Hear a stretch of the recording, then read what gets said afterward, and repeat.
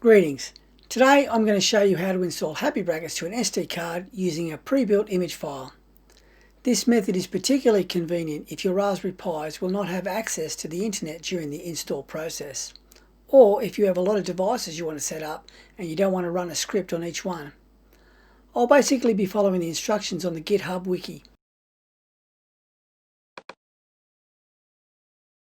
First, download the HappyBrackets Pi disk image to your computer.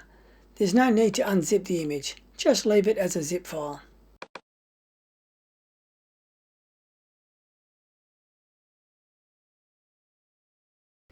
Insert your SD card into your computer and start Etcher. Select the image that you just downloaded and click Open.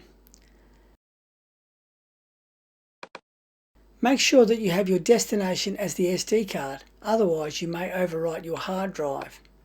Click the flash button and the image will be written onto the SD card.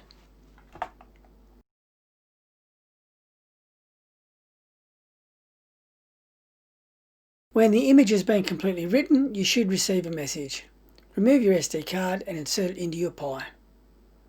That's it. We've just downloaded and flashed your SD card with HappyBrackets.